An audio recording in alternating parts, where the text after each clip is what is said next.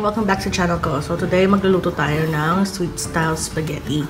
Kaya lang wala tayong Del Monte sauce. Kaya gagawa tayo ng sarili nating kind ng Del Monte sauce. I-imitate lang natin yan. Kayang-kaya. So in a bowl, gagamit tayo nito, which is the pasta traditional sauce. Buhos lang natin yan. So nandiyan lahat ng mga spices niya. This is more like Italian style na spaghetti sauce. So, nandiyan na yung mga herbs. Kaya lang wala siya yung mga chunks ng mga onion, ganon. Okay lang yan. Add naman tayo ng half a cup ng pineapple juice.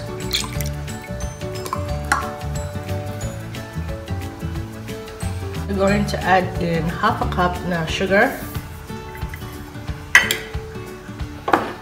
So, now mag-add naman tayo ng UFC ketchup. And we are going to use about 1 cup.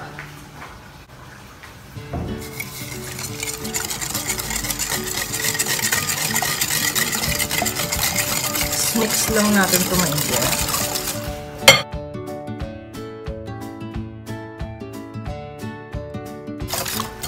Tapos, tikman nyo kung kailangan pa siyang tamisan. Kung gusto nyo medyo mas matamis pa, lagyan nyo na ng extra sugar.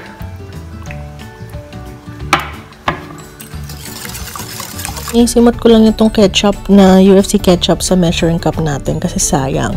Tapos naglagay rin ako ng onting tubig dun sa jar na ginamit natin na pasta sauce kasi para hindi naman sayang yung sauce. Yan, nalagyan ko ng onting tubig tapos snake ko lang siya tapos binuhos ko dito.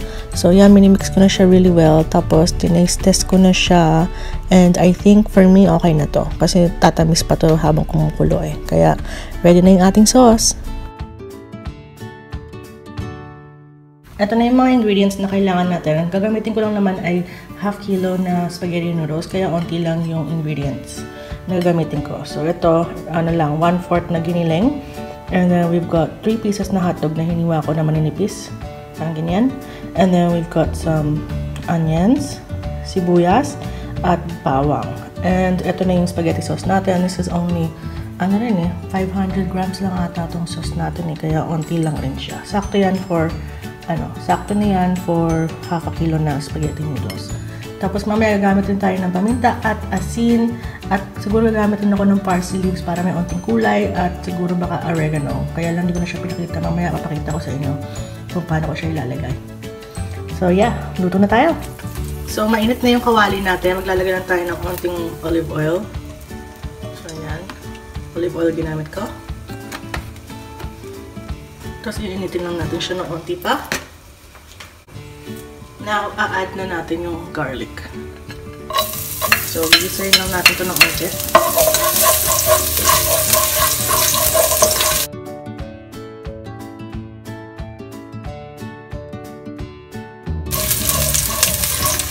Tapos, a-add na natin yung ating onions.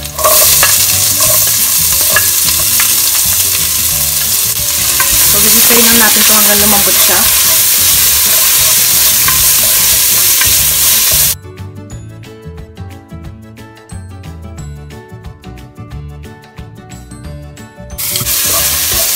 Once ready na to, pwede na natin lagay yung giniling natin.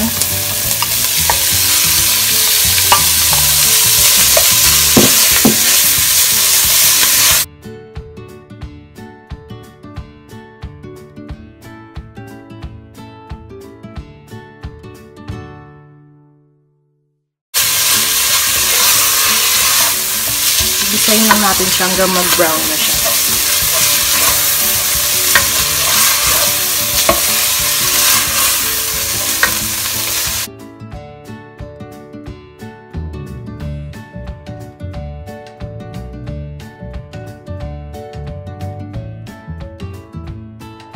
Mag-add lang tayo ng konting parsley leaves.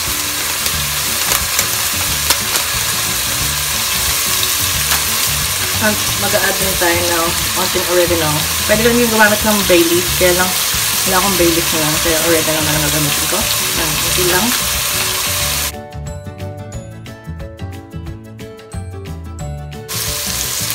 Ngayon, a-add na natin yung mga hotdogs natin. Tapos, gisayin lang natin siya ng onti.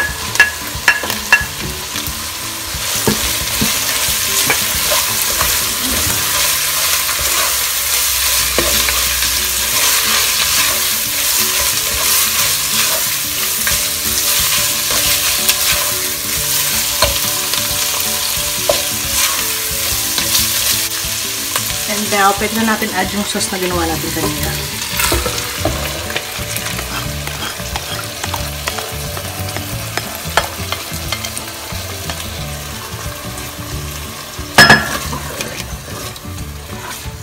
Haluin lang natin yan. We're gonna let it come to a boil.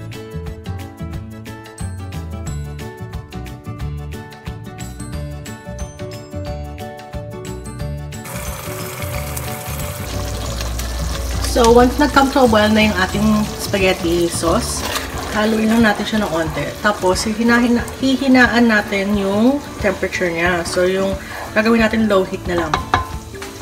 So, low heat lang natin siya. And, we're going to takip. Tali natin takip. So, lagyan natin takip siyan. Tapos, we're gonna let it boil for mga 30 to 45 minutes.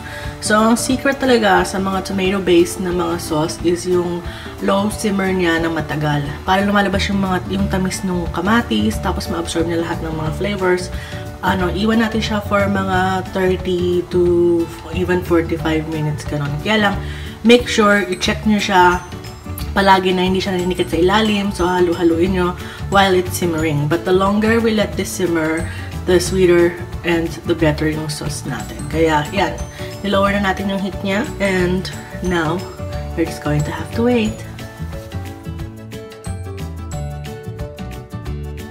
30 minutes na siya. Ngayon, lalagyan ko lang pa rin siya onti ng parsley para may onting kulay ulit. Yan. And ngayon, we're just going to season it with a pinch of salt. Tapos, alagyan lang natin siya ng onting pepper. Haluin lang natin siya ng onte. And, yan. Ready na yung spaghetti sauce natin. So, pwede na natin itong patayin. As you can see, medyo nagmantika na yung tomato sauce ko. Tapos, naging, na siya, yung thicker na yung consistency niya. Saka, sarap na. Masarap na. Natikman ko na eh. Masarap na siya. So, yan na yung Jollibee style spaghetti natin. Ready na siya i-set aside para mamaya sa pasta noodles. Buhos na lang natin to sa ibabaw ng ating spaghetti noodles, tapos lagyan natin ng cheese. Ito na, ayan na yung sweet style spaghetti natin, parang Jollibee.